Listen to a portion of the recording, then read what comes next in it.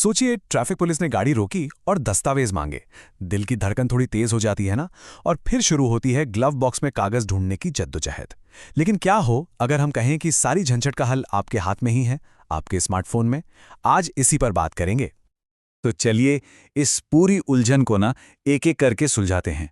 हम शुरू करेंगे सड़क पर होने वाली आम बहस से। फिर देखेंगे कि कानून डिजिटल डॉक्यूमेंट्स के बारे में असल में कहता क्या है। और आखिर में ये भी समझेंगे कि अगर कोई अधिकारी नियम ना माने तो हमारे पास क्या रास्ते हैं। तो सबसे पहले बात करते हैं उस सिचुएशन की जिससे हम में से ज़्यादातर लोग कभी ना कभी गुजरे ही हैं। सड़क पर बहस, कन्फ्यूजन और कभी कभी तो बेवजह का जुर्माना भी। आखिर ये सब होता क्यों है? ये सीन तो हम सबके लिए बहुत कॉमन है ना? लेकिन क्या आप जानते हैं कि कागज दिखाओ वाली बात अब उतनी सीधी नहीं रही।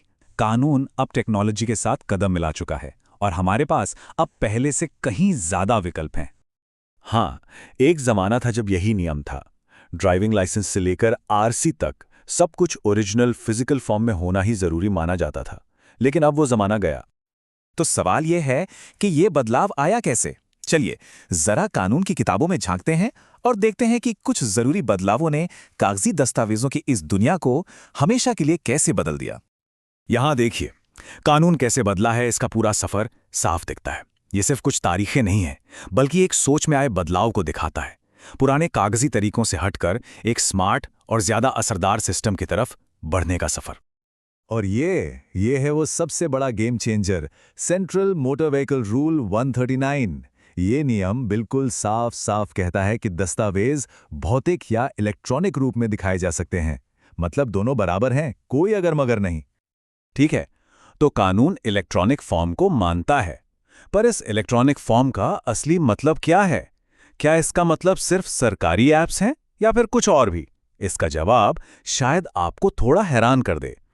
देखिए, इसकी जो कानूनी परिभाषा है वो आती है सीधे सीधे इंफॉर्मेशन टेक्नोलॉजी एक्ट 2000 से।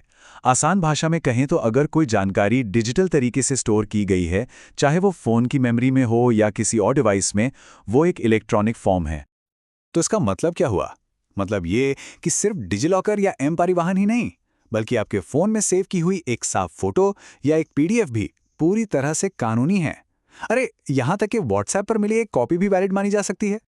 अच्छा, कानून जान लेना तो एक बात हो गई। अब ये जानना भी उतना ही जरूरी है कि जो अधिकारी कानून लागू कर रहे हैं उनके लिए क्या प्रक्रिया तय की गई है। और यहीं पे पूरा खेल बदल जाता है। अब जिम्मेदारी हमारी नहीं है कि हम कागज पेश करके कुछ साबित करें, बल्कि सरकार ने पुलिस को ही ऐसे टूल्स दे दिए हैं जिनसे वो खुद हमारे डिजिटल डॉक्यूमेंट्स को अपने सिस्टम में वेरीफाई कर सकते हैं। और ये कोई हवाई प्रोसेस नहीं है, इसके लिए बाकायदा स्टेप्स बनाए गए हैं। आप डिजिटल डॉक्यूमेंट दिखाएंगे, अधिकारी अपने ई चालान ऐप में नंबर डालेगा और सिस्टम तुरंत बता देगा कि सब कुछ सही है या नहीं। जो ऑफिशियल एसओपी है, यानी स्टैंडर्ड ऑपरेटिंग प्रोसीजर, वो इस बारे में बिल्कुल साफ साफ कहता है। ये सब कुछ उनके ई चालान ऐप के जरिए होना चाहिए, जिससे मौके पर ही तुरंत और पारदर्शी तरीके से वेरिफिकेशन हो सके। और बात यहीं खत्म नहीं होती। मान लीजिए किसी बड़े उल्लंघन के लिए डॉक्यूमेंट्स जब्त करने की नौबत आ भी जाए, तो भी उन्हें फिजिकल कागज लेने की कोई जरूरत नहीं है। ये काम भी उनके सिस्टम में डिजिटली हो सकता है। तो अब आते हैं सबसे जरूरी सवाल पर। मान लीजिए इतनी जानकारी होने के बाद भी कोई ऐसा अधिकारी मिल जाए जो इन नियमों को नहीं जानता या मानने से ही इनकार कर दे, तब क्या करना चाहिए? देखिए, सबसे पहली और सबसे जरूरी बात शांत रहना है। गुस्सा नहीं करना, बहस नहीं करनी, बस शांति से अपने डिजिटल डॉक्यूमेंट्स दिखाएं। और अगर जरूरत पड़े तो बहुत विनम्रता से CMVR 139 और 2018 के SOP का जिक्र करें। सही जानकारी सबसे बड़ी ताकत है।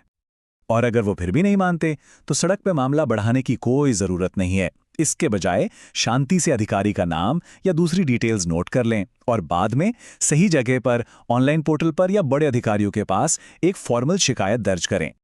ये बात याद रखनी बहुत जरूरी है कि ये नियम किसी को परेशान करने के लिए नहीं बने हैं। इनका मकसद है कि पूरी प्रक्रिया सबके लिए आसान हो, तेज हो और ज्यादा पारदर्शी हो। ये डिजिटल इंडिया की तरफ एक जरूरी कदम है। तो आखिर में बात बस इतनी सी है।